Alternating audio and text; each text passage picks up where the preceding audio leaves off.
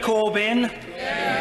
Thank you, Mr. Speaker, and I thank the Prime Minister for an advance copy of her statement. In her last couple of sentences, she almost gave us an inkling of the atmosphere that must have been there. We could do with more. Mr. Speaker, the G7 meeting can only be described as a failure, and the blame for that lies with the current incumbent of the White House. In the past, the G7 has played a positive role in responding to the global financial crisis and indeed pushing forward the Millennium Development Goals and now Sustainable Development Goals. The problems facing leaders is that the White House is inhabited by a president committed to his slogan, America First. That has meant a dismantling of multilateral agreements, the pulling out of the Paris Climate Change Accords, and the destabilisation of the Iran nuclear deal, and now the imposition of tariffs on steel and aluminium. Attempts by G7 leaders, including President Macron and the Prime Minister, to engage with President Trump have resulted in no discernible moderation or deviation from America First. In these circumstances, it's clearer than ever that UK policy, whether trade policy or foreign policy, cannot be outsourced to the US.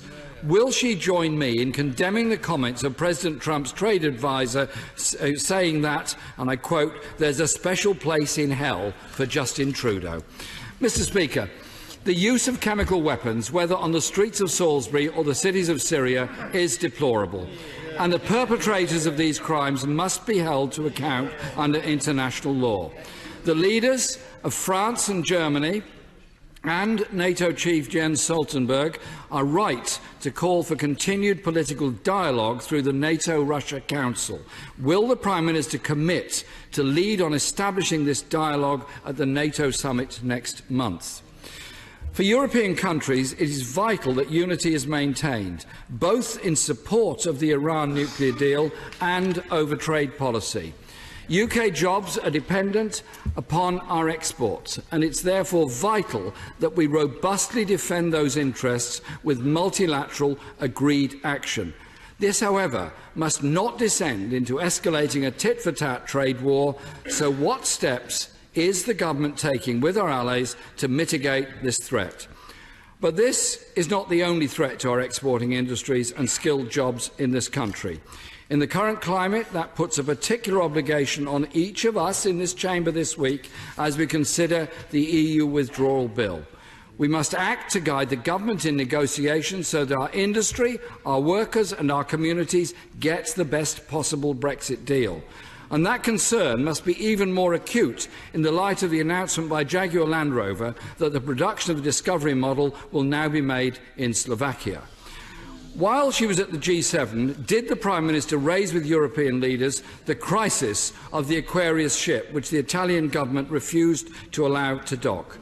I want to put on record, Mr. Speaker, my thanks to the Spanish government and Prime Minister Pedro Sanchez, which has shown humanity and accepted the rescue ship.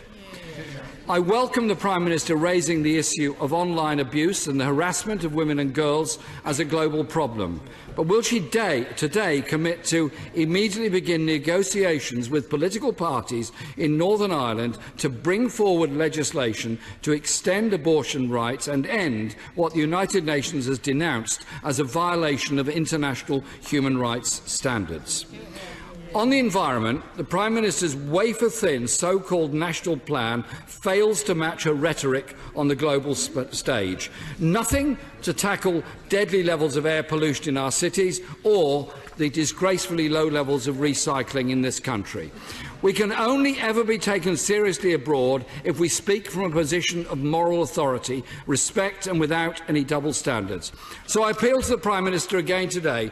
Will she finally suspend UK arms sales to Saudi Arabia?